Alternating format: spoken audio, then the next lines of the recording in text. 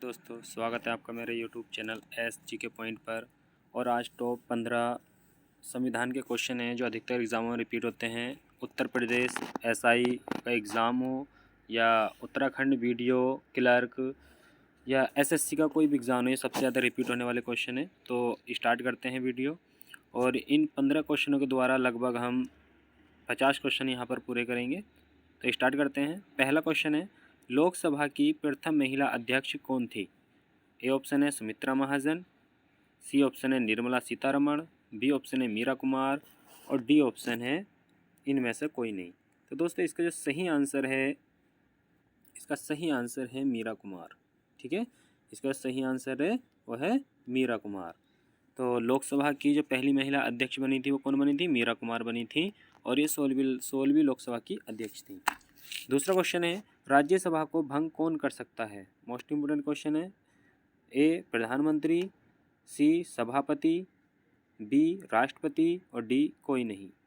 तो दोस्तों, जब हम संसद की बात करते हैं तो संसद में दो सदन होते हैं। एक होता है लोकसभा, एक होता है राज्यसभा, जिसमें एक स्थायी सदन होता है और एक अस्थायी होता है। तो यहाँ पर बात चल रही है राज्यसभा की, तो राज्यसभा को कोई भी भंग नहीं कर सकता है। तो इसका डी वाला आंसर सही है। राज्यसभा को कोई भी भंग नहीं कर सकता है, क्योंकि राज्यसभा क्या है? एक स्थायी सदन है।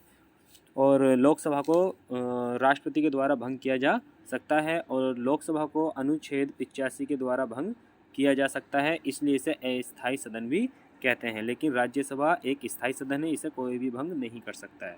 नेक्स्ट क्वेश्चन है, इसका डी वाला सही है।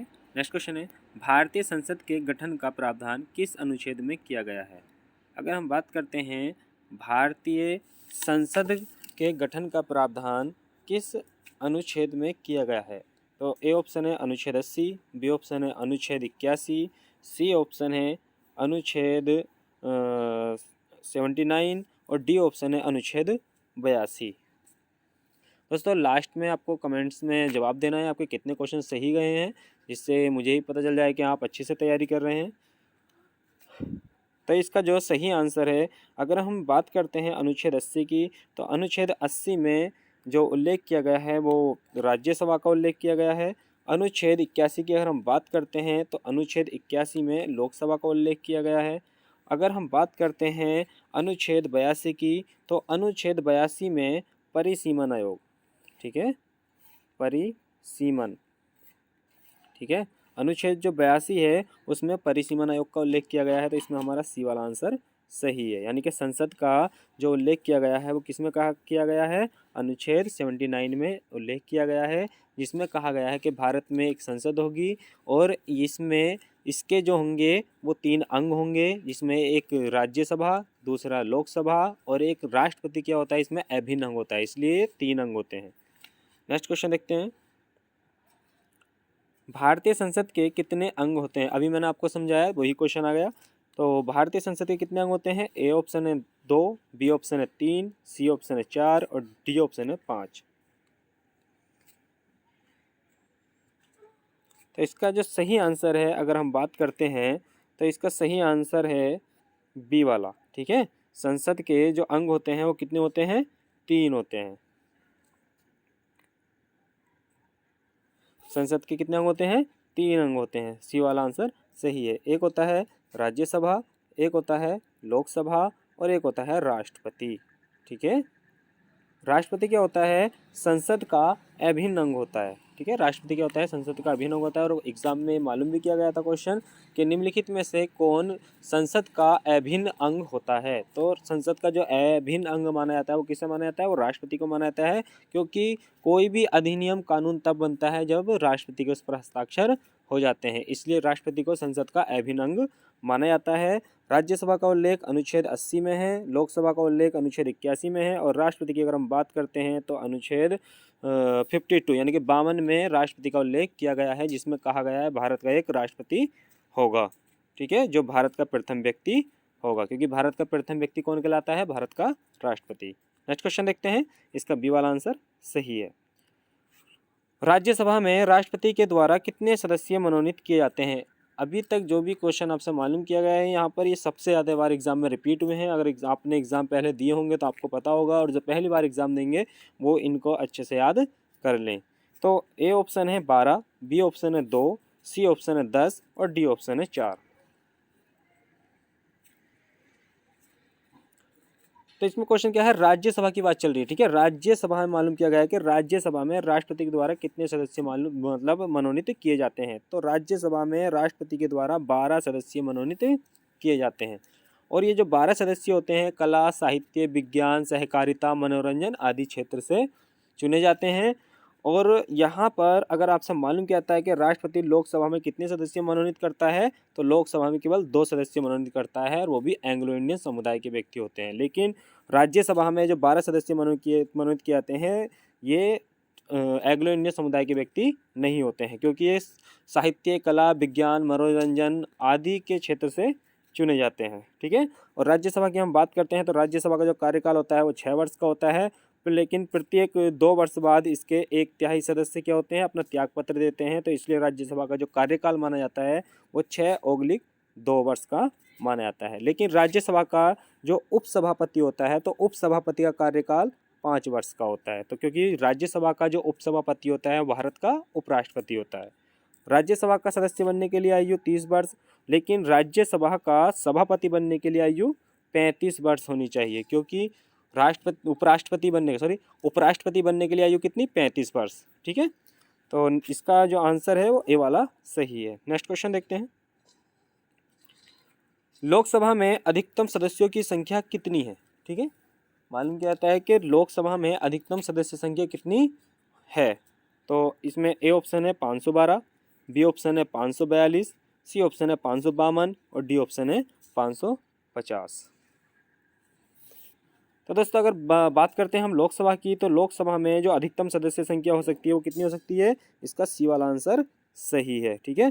552 लोकसभा में अधिकतम सदस्य संख्या कितनी हो सकती है, 552 हो सकती है। अगर 552 की अगर हम बात करते हैं और वर्तमान की अगर हम बात करते हैं, तो वर्तमान में कितनी है, 545 है, ठीक है। और इन 545 में जो अगर हम बात करते हैं निर्वाचित कितने हैं, तो 543 सदस्य क्या है इसमें निर्वाचित हैं और 2 सदस्य क्या है इसमें मनोनीत हैं। तो वर्तमान में अगर मालूम करता है कि वर्तमान में लोकसभा सदस्यों की संख्या कितनी है, तो 545 है, लेकिन अधिकतम कितनी हो सकती है, 552। सी वाला आंसर सही है। अगर राज्यसभा की बात करता है, तो राज्यसभा की अगर हम बात करते हैं तो राज्यसभा में अधिकतम सदस्य संख्या 250 हो सकती है, लेकिन वर्तमान में कितनी है, 245 है। नेक्स्ट क्वेश्चन देखते हैं।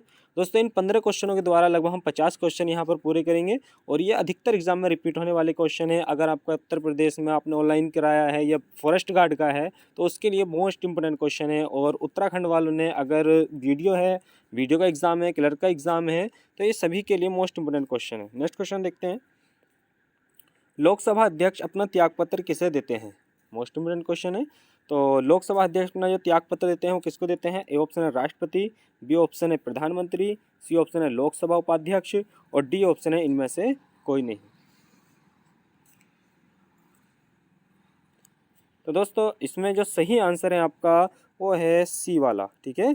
तो सी वाला आंसर सही है। लोकसभा का जो अध्यक्ष होता है, लोकसभा का अध्यक्ष जो अपना त्यागपत्र देता है वो किसको देता है, तो अपना त्यागपत्र वो लोकसभा उपाध्यक्ष को देता है, क्योंकि लोकसभा उपाध्यक्ष को लोकसभा अध्यक्ष अपना त्यागपत्र देता है। तो इसका सी वाला आंसर सही है। अगर यहाँ मालूम किया जाता कि लोकसभा का उपाध्यक्ष अपना त्यागपत्र किसको देता है, तो लोकसभा का उपाध्यक्ष त्यागपत्र किसको देगा, लोकसभा अध्यक्ष को देता है, क्योंकि ये एक दूसरे को अपना त्यागपत्र देते हैं। अगर हम राष्ट्रपति की बात करते हैं कि राष्ट्रपति अपना त्यागपत्र किसको देता है, तो ये उपराष्ट्रपति को देता है, ठीक है, ये उपराष्ट्रपति को देता है। और अगर हम बात करते हैं प्रधानमंत्री की, तो प्रधानमंत्री अपना त्यागपत्र किसको देता है, राष्ट्रपति को देता है, ठीक है। तो ये आपको याद रखना है, त्यागपत्र में मालूम कर लेता है कि कौन किसको अपना त्यागपत्र देता है। तो इसका सी वाला आंसर सही है। लोकसभा अध्यक्ष अपना जो त्यागपत्र देता है वो किसको देता है, लोकसभा उपाध्यक्ष को देता है। नेक्स्ट क्वेश्चन देखते हैं।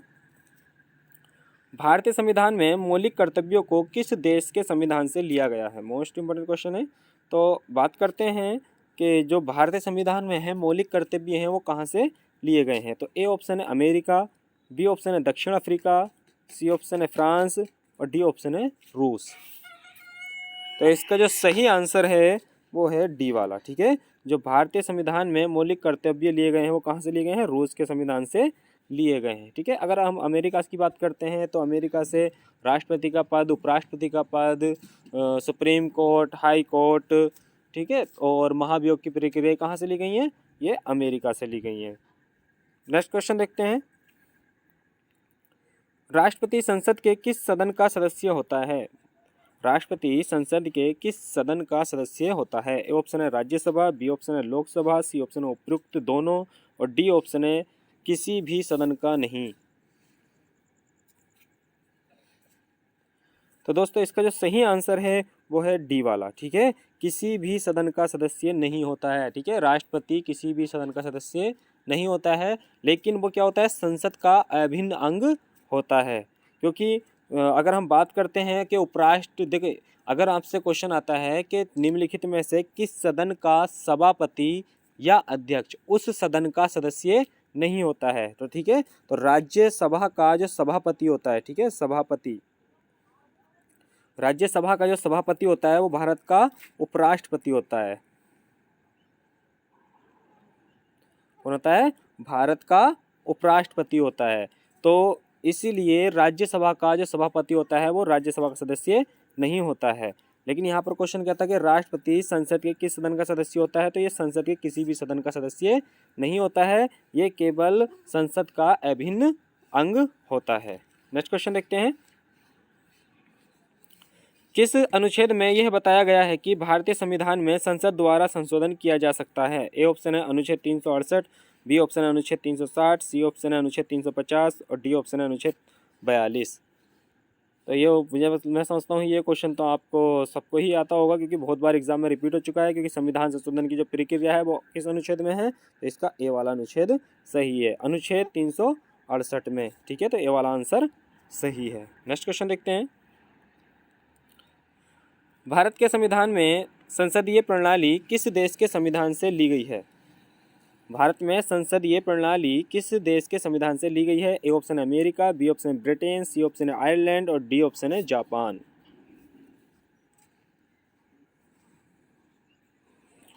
तो दोस्तों इसका जो सही आंसर है वो है ब्रिटेन। ठीक है, भारत में जो संसदीय प्रणाली ली गई है वो कहाँ से ली गई है? ब्रिटेन से ली गई है। ठीक है, नेक्स्ट क्वेश्चन देखते हैं, संसद के दोनों सदनों का संयुक्त सत्र राष्ट्रपति बुला सकता है, यह संविधान के किस अनुच्छेद में बताया गया है? ए ऑप्शन है अनुच्छेद 108, बी ऑप्शन है अनुच्छेद 220, सी ऑप्शन है अनुच्छेद 350 और डी ऑप्शन है इनमें से कोई नहीं। तो दोस्तों अगर हम बात करते हैं संसद के दोनों सदनों के संयुक्त अधिवेशन की, जब किसी विधेयक पर सहमति नहीं बनती है तो राष्ट्रपति के द्वारा संयुक्त अधिवेशन बुलाया जाता है, और संयुक्त अधिवेशन की जो अध्यक्षता करता है वो लोकसभा अध्यक्ष करता है। अगर लोकसभा अध्यक्ष उपस्थित नहीं है तो अनुच्छेद 118 के द्वारा राष्ट्रपति किसी व्यक्ति को मनोनीत कर सकता है जो संयुक्त अधिवेशन की अध्यक्षता करता है। लेकिन इसमें मालूम किया गया है कि राष्ट्रपति किस अनुच्छेद के द्वारा संयुक्त अधिवेशन बुलाता है। ठीक है, तो राष्ट्रपति जो संयुक्त अधिवेशन बुलाता है वो अनुच्छेद 108 के द्वारा संयुक्त अधिवेशन बुलाता है। ठीक है, तो अनुच्छेद 108 के द्वारा संयुक्त अधिवेशन कौन बुलाता है? राष्ट्रपति के द्वारा बुलाया जाता है। ठीक है, तो याद रहेगा क्वेश्चन। नेक्स्ट क्वेश्चन देखते हैं, संविधान के किस अनुच्छेद में संसद के बारे में बताया गया है? देखिए ये क्वेश्चन दोबारा रिपीट मान सकते हैं हम, लेकिन क्वेश्चन का तरीका अलग है। इसमें क्या मालूम किया गया है कि संसद के किस अनुच्छेद में संसद के बारे में बताया गया है? तो ए ऑप्शन है अनुच्छेद 51, बी ऑप्शन है अनुच्छेद 82, सी ऑप्शन है अनुच्छेद 79 और डी ऑप्शन इनमें से कोई नहीं। तो दोस्तों इसका जो सही आंसर है, अगर हम बात करते हैं सही आंसर की, तो इसका सी वाला आंसर सही है। ठीक है, संसद का जो उल्लेख किया गया है अनुच्छेद 79 में किया गया है। ठीक है, अगर हम बात करते हैं अनुच्छेद 82 तो इसमें परिसीमन आयोग का उल्लेख है, और अनुच्छेद 51 की अगर हम बात करते हैं तो अंतर्राष्ट्रीय शांति से संबंधित है। नेक्स्ट क्वेश्चन देखते हैं, भारतीय संविधान के किस अनुच्छेद का उपयोग अभी तक नहीं हुआ है? ठीक है, निम्नलिखित में से आपको बताना है कि कौन सा अनुच्छेद ऐसा है जिसका प्रयोग भारत में अभी तक नहीं हुआ है। तो ए ऑप्शन है अनुच्छेद 123, बी ऑप्शन है अनुच्छेद 350, सी ऑप्शन है अनुच्छेद 355 और डी ऑप्शन है अनुच्छेद 360। 360। तो दोस्तों इसका जो सही आंसर है वो है अनुच्छेद 360, क्योंकि 360 में क्या है, वित्तीय आपातकाल। ठीक है, 360 में क्या है, वित्तीय आपातकाल का उल्लेख है और भारत में अभी तक वित्तीय आपातकाल नहीं लगा है। ठीक है, और दोस्तों आपको कमेंट्स बॉक्स में बताना है कि भारत में सबसे पहले अत्यांतिक वीटो का प्रयोग किस राष्ट्रपति के द्वारा किया गया था।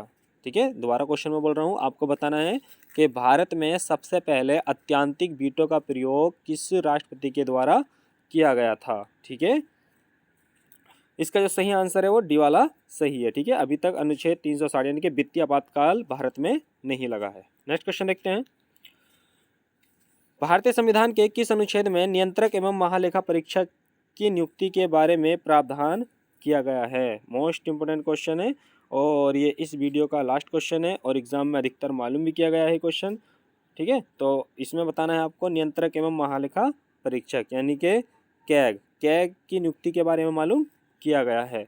तो कैग की अगर हम बात करते हैं, भारत का नियंत्रक एवं महालेखा परीक्षक जो भारत के संचित निधि के धन पर निगरानी रखता है और उसका लेखा जोखा अपने पास रखता है।